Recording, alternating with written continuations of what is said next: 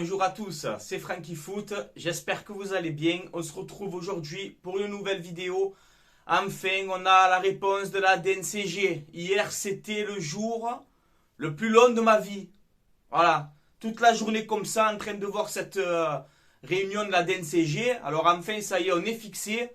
Et on a quand même de bonnes nouvelles. Voilà, alors je vous mets le sommaire. On a deux sujets aujourd'hui. Merci à Manu pour le sommaire d'ailleurs. Donc voilà, les deux sujets. Donc réunion d'NCG. Et le deuxième sujet, on va parler vite fait un peu de quelques rumeurs mercato. Parce que là, voilà, le mercato est lancé. Enfin, il fallait attendre le 23 juin pour que notre mercato se lance. Voilà, donc, la DNCG, troisième passage. Il a fallu le troisième passage pour que l'Olympique de Marseille soit fixé. Voilà, du jamais vu dans le football. Hein. Donc là, ça y est, on est bien maintenant. Alors voilà, on a vu que Franck McCourt a demandé une discussion privée avec le patron de la DNCG. Il s'appelle Marc Mikeler, un truc comme ça. Si je ne dis pas bien son nom, bon, c'est pas grave. Mais voilà, il aurait demandé un entretien privé avec lui, sachant que tu avais rendez-vous à la DNCG. Donc, pourquoi demander une discussion en privé, quoi? Je sais pas. Ça, franchement, j'en sais rien. J'ai aucune info, aucune source, aucun de rien du tout. Mais voilà, McCourt aurait demandé une discussion privée. Donc, les sanctions sont tombées sous pression de la masse salariale. Voilà, donc, bonne nouvelle. Ensuite, j'ai noté quoi? Aucune sanction, finalement. Voilà, aucune sanction pour l'OM. Feu vert pour recruter. Donc, très bonne nouvelle, tu me diras. Bien sûr, très très bonne nouvelle. Voilà, donc aucune sanction pour l'OM, sachant que tu avais quand même 76 millions d'euros de déficit. Voilà, donc aujourd'hui qui est passé à la moitié. Donc aujourd'hui, il me semble qu'on a 35 ou 38 millions. Voilà, donc la dette, elle a été en gros réduite en deux, quoi. Tu vois ce que je veux dire? Donc très très bonne nouvelle. Voilà, franchement, très très bonne nouvelle, ça s'est bien passé. Moi, ce qui m'a rendu fou aussi, et d'un côté, pourquoi j'étais confiant pour ce troisième passage à la DNCG, parce qu'on a vu plein de trucs défiler. Hein. L'OM en Ligue 2, l'OM ci, l'OM là, non, il faut arrêter. Tu enlèves l'OM de la Ligue 1, la Ligue 1, ça n'a rien à voir. C'est l'OM qui fait le plus d'audience, c'est comme ça. Donc moi, je pense que si vraiment ça aurait été risqué, le troisième passage à la DNCG, les groupes de supporters, tu crois qu'ils seraient restés comme ça? Les groupes de supporters, ils auraient déjà agi et on les aurait entendus. Donc moi, depuis que je vois que les groupes de supporters, c'est silence radio, voilà. Moi, je me suis dit, ça va bien se passer. Bon, c'est que mon avis, c'est personnel. Mais voilà, le mercato va enfin se lancer. Stop toutes les rumeurs en bois, là. Hein. Là, je pense que ça va être vraiment du concret. On est quand même le 23 juin. On a perdu quasiment tout le mois de juin à cause de cette DNCG. Donc voilà, on a une équipe à renforcer, on a une Ligue des Champions à jouer, on a un podium à confirmer. Donc voilà, maintenant il faut se mettre au boulot. Voilà, petite, vite fait, petite parenthèse. Voilà, moi j'en sais rien, je vous dis ce que je vois, moi je sais rien du tout. Mais hier, il y aurait eu une délégation saoudienne à Paris. Voilà, donc je sais pas, faites votre avis. Voilà, c'est vraiment confirmé ça apparemment, hein, des Saoudiens qui auraient été sur Paris hier. Comme par hasard, le jour où l'OM passe devant la DNCG, j'en sais rien. Romain Molina, dans sa vidéo qui a dit quelque chose doit se régler fin juin. Donc là, on y est quoi. Là, on y est, garçon. Romain, là, on y est. On est le 23, le 24 juin, là, aujourd'hui. Donc là, on y est. S'il doit se passer quelque chose, c'est maintenant. Ne me trouvez plus aucune excuse s'il doit y avoir une vente. Hein. Là, il y a tout qui est fait. Hein. La DNCG validée. Il n'y a rien qui empêche peut-être une officialisation. Voilà. Donc moi, après, comme je vous ai dit, vente ou pas vente, je m'en fous complet. Supporter de l'OM jusqu'à la fin. Voilà. Mais on verra bien si Romain Molina et Vizerian ont raison. On verra bien. Donc voilà les gars, on va passer vite fait avant le deuxième sujet. On a eu le programme des matchs amicaux de la pré-saison de l'Olympique de Marseille. Alors j'ai noté, ça commence le 13 juillet. Voilà, le 13 juillet, on reçoit Marignane, On va jouer Norwich, on va jouer Middlesbrough, on va jouer le Betis Séville. Et la dernière affiche, un match légendaire, OM Milan AC, le 31 juillet au Vélodrome. Voilà, donc franchement, un beau programme. Et je me languis d'y être aussi. Et OM Milan, j'aimerais bien y aller aussi, au passage. Donc voilà, pour le programme des matchs amicaux. Donc comme je vous ai dit, la DNCG validée. Maintenant, place au mercato, place aux choses sérieuses. Alors voilà, j'ai noté quelques petits trucs. Alors on a Luis Enrique, on passe au deuxième sujet directement. J'ai noté Luis Enrique. Voilà, Pablo Longoria et Javier Ribalta qui étaient à Turin, là-bas, au Torino, là-bas. Pour le futur départ peut-être de Luis Enrique. Voilà, on parle d'un prix avec option d'achat obligatoire de 6 millions d'euros. Donc voilà, hein, les dirigeants de l'OM étaient carrément là-bas. Alors je pense que Luis Enrique, il attend quand même de voir s'il y a peut-être des meilleures offres. Mais je pense que si Longoria et Ribalta se sont déplacés là-bas, c'est pas pour rien. Voilà, donc on va voir si Luis Enrique va quitter l'OM. Pour moi, c'est un flop, hein, comme je vous l'ai dit, mais je préférerais le prêter. Mais là, voilà, s'il y a une option d'achat obligatoire, donc clairement, il partira, si ça se fait. Voilà, mais je pense que l'OM ne s'est pas déplacé en Italie juste pour Luis Enrique. Voilà, c'est mon avis personnel, hein, je ne sais rien. Mais je pense pas que l'OM sont allés jusqu'en Italie là-bas juste pour un dossier. Voilà, donc on parle de 3 peut-être futurs recrues de l'OM. Donc on a Carlos Pérez, le milieu droit de la Roma, espagnol, gaucher, profil un peu à la Ender. Voilà, on a Jordan Verretou, l'éternel Jordan Verretou. Et on a Justin Kluivert. Voilà, l'OM aurait apparemment formulé une offre de 10 millions. Voilà, ancien niçois, prêté à Nice par la Roma. Donc écoute, je pense que, comme je vous ai dit, je pense qu'on aura des recrues de Serie A. Parce que Longoria est beaucoup calé sur la Serie A et Rivalta aussi. Donc je pense qu'on pourrait avoir des recrues qui pourraient venir de Serie A. Donc voilà, l'OM, on verra bien ce que ça va donner dans ces dossiers-là. Ensuite, ce que j'ai vu, ben, encore une fois, l'OM s'est renseigné encore sur un milieu de la Roma. C'est Gonzalo Villar, voilà, espagnol. Valeur estimée à 5 millions d'euros. Bon petit joueur aussi, avec beaucoup de technique. Voilà, il pourrait nous faire du bien au milieu de terrain. C'est une petite piste, c'est juste des renseignements. Et tout ce que je dis là, c'est des rumeurs, qu'on soit bien d'accord. Regardez Witsel, il nous l'a bien mis profond celui-là.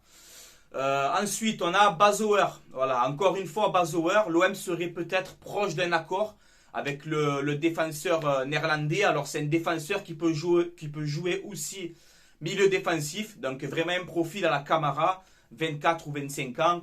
Bon petit joueur de ballon, bonne saison à vitesse. On verra bien, ça fait un moment qu'on parle de lui. Mais là, voilà, comme je vous disais avant, tant qu'on n'a pas le feu vert de la DNCG, toutes les recrues qu'on parle là, enfin, tous les pistes, on ne peut rien faire. Là, maintenant, oui. Maintenant, on a le feu vert, on peut valider certains dossiers. Et il faut se bouger parce qu'on a perdu quasiment un mois à cause de cette DNCG. Donc là, il faut se bouger. Donc, Bazouer, on verra bien. Ça fait longtemps qu'on le piste. Ensuite, j'ai noté Amin Harit. L'OM pourrait faire une offre de 8 millions d'euros. Schalke pourrait voir ses demandes à la baisse. On sait qu'il voulait 10 millions. Mais là, voilà, peut-être qu'Amin Harit pourrait rejoindre l'OM officiellement, sans prêt, sans rien, pour 8 millions d'euros. Sampaoli le veut vraiment. Voilà, Sampaoli veut vraiment récupérer Amin Harit. Donc, on verra bien. Moi, je valide. Hein, c'est quelqu'un qui a du talent. Techniquement, qui est bon. Alors, après, des fois, il s'amène un peu les pinceaux. Mais vu qu'on a la Ligue des Champions à jouer, le championnat à jouer, la Coupe de France, il faut quand même un effectif étoffé. Voilà. Donc, le retour d'Amin Harit, bien sûr que je valide.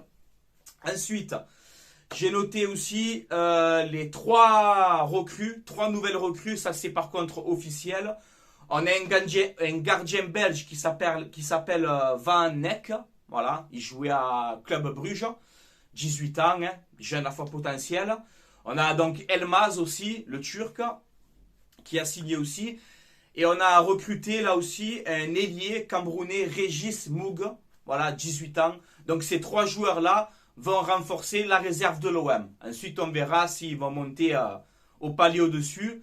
Mais on prend des jeunes à fort potentiel. On a aussi l'arrivée de Marco Otero. Hein. Voilà, Marco Otero qui sera directeur du centre de formation de l'OM. Il vient de Valence. Encore l'organigramme qui change, tu as compris. Donc voilà ce que j'ai noté. Ensuite, Alvaro, qu'on devait résilier, finalement pourrait être vendu. Donc ça permet de récupérer un petit billet. Donc voilà, je suis triste cette histoire comment elle se termine avec Alvaro parce que c'est quelqu'un qui n'a jamais triché avec nous. Et ben bon, il ne rentre pas dans les plans de Sampaoli. Et là voilà, l'OM pourrait finalement le vendre. Ensuite, on a Nuno Tavares, arrière-gauche d'Arsenal, portugais, 22 ans. L'OM voudrait se le faire prêter avec option d'achat. Voilà. Donc il pourrait remplacer Kolasinac ou concurrencer Kolasinac. Ce qui ne va pas être difficile à faire entre nous. Donc voilà, Nuno Tavares aussi, jeune à fort potentiel, rapide. Je crois que c'est 22 matchs quand même cette saison avec Arsenal. Donc ouais, franchement, je valide ce profil-là. Ensuite, le fameux Alexis Sanchez. Sampaoli, on a vu que récemment, il aurait tenté de le convaincre de venir à l'OM, tout ça, 33 ans, joueur qui ne fait plus rien ces dernières saisons. Alors Alexis Sanchez, énorme respect pour ta carrière, c'est quelqu'un qui a gagné des trophées, qui a été performant à Arsenal, à l'Inter, etc., avec sa sélection. Mais voilà, prendre Alexis Sanchez aujourd'hui, pour moi, peut-être qu'il vient, qu'il casse tout, hein, j'en sais rien. Mais moi, je ne valide pas ce profil, voilà. C'est pas la maison de retraite ici. Tu peux prendre 2-3 joueurs d'expérience, bien sûr, mais confirmer. Alexis Sanchez, ces dernières saisons, c'est très compliqué. Voilà, donc, moi, personnellement, je ne valide pas cette piste-là. Voilà, donc j'ai noté ça. Ensuite, ben là, comme on a vu que la DNCG, ça s'est bien passé, qu'on est autorisé à recruter, etc., on reparle de Willy. De William Saliba. L'OM voudrait carrément l'acheter. Voilà. Alors que je vous rappelle quand même que c'est entre 30 et 40 millions d'euros le garçon. Tu as vu le garçon? C'est entre 30 et 40 millions. Voilà. L'OM veut l'acheter. Et comme je vous disais précédemment, moi Saliba c'est une priorité pour ce mercato. C'est le futur Raphaël Varane. Voilà. Je vous le dis encore une fois et j'insiste. C'est le futur Varane. Alors même s'il est parti, ça m'a dégoûté. Quand il a fait ses déclarations, oui, moi finalement je veux m'imposer Arsenal, je veux ci, je veux là. Alors que contre OM Strasbourg, il dit je veux rester à l'OM, je veux jouer la Ligue des Champions avec l'OM. Donc on voit que sa communication à Saliba, elle n'est pas bonne. Clairement, pour moi, il a fait une mauvaise communication. Maintenant, si l'OM peut l'acheter définitivement, franchement, bien sûr que je serai content les gars. Saliba, vous avez vu la saison qu'il a fait. Moi franchement Saliba pour moi c'est mon top olympien cette saison. Pourquoi? Parce que je m'entendais pas à ce que Saliba atteigne un tel niveau quand même. Voilà, alors il a fait des matchs un petit peu en bois comme tout le monde, hein. Mais sur le long de la saison, Saliba qui était prêté à Nice, qui arrive jeune comme ça, défenseur titulaire d'entrée à l'OM, avec une grosse pression que met Sampaoli, que met la Longoria, etc. Bravo Saliba pour ce qu'il a fait quand même à l'OM. Donc c'est pour ça. Si tu peux le récupérer, l'acheter direct, bien sûr je serai content. Mais pardon, oula, c'est un truc de fou là, ce qui vient de m'arriver. Saliba, du coup, donc l'argent, c'est vrai. On va me dire, Francky, l'argent tu la sors de où d'un coup? Parce que c'est entre 30 et 40 millions d'euros pour Saliba. Moi je me dis, tu peux faire un transfert à la Gerson. Gerson, tu le payes sur 2-3 ans. Les 20 ou 30 millions que tu as payés sur Gerson. Parce qu'il y en a beaucoup qui me disent, ouais, mais 40 millions, c'est trop cher, comment on fait? Tu peux t'arranger, les gars. On ne sait pas tout dans les transferts. Je travaille pas, moi, je suis pas agent de joueur. Tu peux acheter Saliba à 40 millions, signer un contrat de 4 ans, par exemple, et régler son transfert sur 2-3 ans. Ça te ferait moins à sortir. Ça se fait beaucoup aujourd'hui dans le football. Donc, les gars, des fois, quand je vois des gens, des fois, vous dites quand même des fois des conneries sur les transferts, les gars. On n'est pas obligé de régler la somme directement. Voilà. Donc, bon, c'est pas grave, hein, ça arrive à tout le monde. Mais moi, Saliba, bien sûr que pour un retour, je valide directement. Voilà.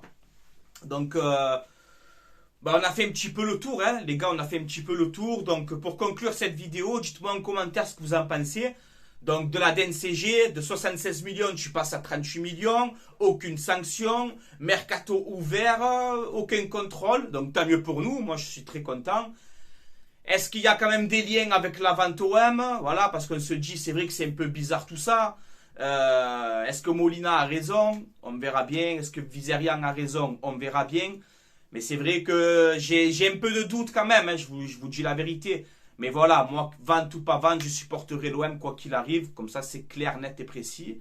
J'ai pas obligé que l'OM soit vendu pour regarder un match. Voilà, ça c'est clair et net. Après, ben, dites-moi votre avis sur le mercato, ce que vous en pensez des dernières rumeurs. Je pense que là, ça va être la folie. Beaucoup de noms vont sortir. Ça va plus s'arrêter de tous les côtés. Donc moi, voilà, je donne juste mon avis sur les rumeurs. Encore une fois, je donne juste mon avis sur les rumeurs. Ce n'est pas officiel, ce sont des rumeurs. Quand ça sera officiel, qui sera comme ça avec le maillot, là, on marquera officiel. Voilà, comme ça, c'est clair et net et précis. Donc voilà, dites-moi tout ça en commentaire, les gars, ce que vous en pensez.